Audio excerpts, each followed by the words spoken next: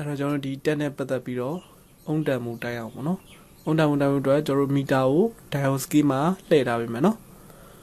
လမ်းကြောင်းတစ်ခုကောင်းမကောင်းဆိုတော့ကျွန်တော်ဒီအုံတန်မှုနဲ့တိုင်းပြီးတော့ပဲဆုံးဖြတ်တယ်ပေါ့နော်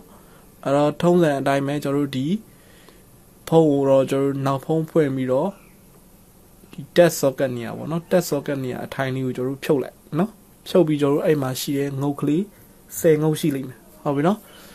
အဲ့ငုတ်လေး10ငုတ်မှာကျွန်တော်က4ငုတ်ဒီ ground ဆိုတဲ့ကြောင့်လို့4ငုတ်တော့တိုင်းစရာမလိုဘူးကျန်တဲ့6ငုတ်ကိုကျွန်တော်ဒီအုံတန်မှုရှိမရှိဆိုတာတိုင်းကြည့်မယ်ဟုတ်ပြီနော်အုံတန်မှုရှိမရှိတိုင်းမှုအတွက်အနီလက်တန်ကို ground ထောက်မယ်ပြီးသွားရင်ကျွန်တော်ကဒီငုတ်ကလေးပေါ့နော်နံပါတ်1ငုတ်တို့2ငုတ်တို့နော်3နဲ့4ကကျွန်တော် ground ဆိုတော့5 6တို့အဲ့လိုမျိုးပေါ့နော်အဲ့ငုတ်တွေကိုကျွန်တော်ကလိုက်ပြီးတော့ထောက်ပြီးတော့တိုင်းကြည့်မယ်ဟုတ်ပြီနော်အုံတန်မိုးစီ900ကျော်ပြရမယ်ပေါ့နော်400ကျော်500ကျော်900ကျော်800အဲ့လောက်ပြမယ်ဆိုလို့ရှိရင်ကျွန်တော်ကဒီလမ်းကြောင်းဒီကောင်းတယ်လို့ယူဆမယ်ဟုတ်ပြီနော်အဲ့ကဲလို့များကျွန်တော်ကလမ်းကြောင်းမှာခဏမပြခဲ့ဘူးဆိုလို့ရှိရင်ဒါဒီလမ်းကြောင်းမှာကျွန်တော်ဒီပြဿနာတက်နေပြီပေါ့နော်ရမယ်နော်အဲ့တော့အုံတန်မိုး800ကျော်ပြမယ်900ကျော်ပြမယ်ပေါ့နော်ကိုလိုက်ပြီးတော့အဲ့ပင်လေး6ပင်ကိုကျွန်တော်တို့ကဒီမီတာလက်တဲ့အနက်လေးနဲ့လိုက်ပြီးထောက်ပြီးတော့တိုင်းကြည့်ရမယ်ဟုတ်ပြီနော်ကျွန်တော်ကဒါဒီခုခံမှုတန်မိုးမှန်တယ်ဆိုလို့ရှိရင်ကျွန်တော်နောက်တစ်ဆင့်မှာကျွန်တော်ဘာလုပ်ကြလဲဆိုတော့ဘိုးထွက်တိုင်းမိရမယ်ပေါ့နော်ဒီမှာတော့ကျွန်တော်ကဒီပင်တပင်ကြီးမှာလိုက်ထောက်ပြီးတော့ဒါအုံတန်မိုးရှိမရှိဆိုတာတိုင်းမိရမယ်ရမယ်နော်အဲ့တော့ကျွန်တော်ဒီနောက်တစ်ခေါက်ကျတော့ကျွန်တော်ဘာတော့ time လဲဆိုတော့ဘိုးထွက် time မယ်နော်အဲ့တော့ဘိုးထွက်ဆိုတော့ကျွန်တော်အရင်ဆုံးဘာလုပ်ကြလဲဆိုတော့ဒီဖုန်းကိုအရင်ဆုံး power ကျွေးရမယ်နော် power supply နဲ့ကျွန်တော်က full volt လောက်ထားပြီးတော့အပေါင်းငုံမှာကျွန်တော်ကအနီးပလက်လေးညှက်ပြီးတော့အနှုတ်ငုံမှာကျွန်တော်အနက်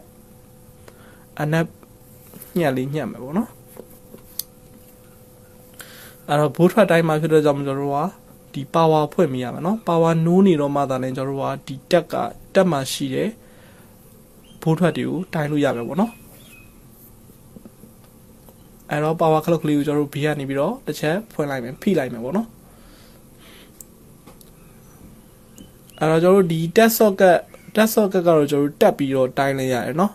တက်ထားပြီးတော့တိုင်းလိုက်ရတယ်အကယ်လို့ကျွန်တော်တို့ဖြုတ်ပြီးတိုင်းမယ်ဆိုလို့ရှိရင်လည်းဖြုတ်တိုင်းလို့ရတယ်ဒါပေမဲ့ကျွန်တော်တို့ဖြုတ်တိုင်းတဲ့အခါမှာတချို့လမ်းကြောင်းတွေကကျွန်တော်တို့ဒီဘိုးမထွက်တာရှိတယ်ပေါ့နော်ဟိုမှာ SDA တို့ SCA တို့ဆိုရင်ကျွန်တော်တို့ကဒီ plug လေးဒီ test socket plug လေးတက်ထားမှသာလဲကျွန်တော်တို့ဒီဘိုးထုတ်ပေးတာရှိတယ်ပေါ့နော်ဘိုးထွက်တာရှိတယ်ပေါ့နော်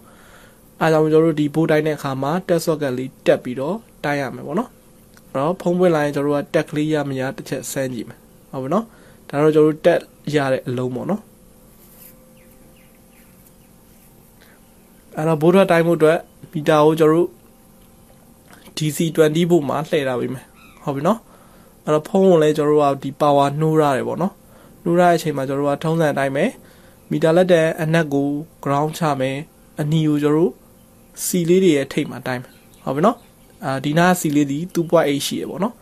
အောက်ဆုံးနှစ်ခုပေါ့နော် VDD လမ်းကြောင်းပေါ့နော် VDD လမ်းကြောင်းဒီကျွန်တော်တို့က 2.8 volt ထွက်ကမယ်လို့ပြောထားရနော်ဒီမှာကျွန်တော်တို့ဒီ 2.8 volt ထွက်နေပြီရမယ်နော်ဒါဒီ test socket ဘီနာက C နှလုံးအောက်ခြေ C နှလုံးပေါ့နော်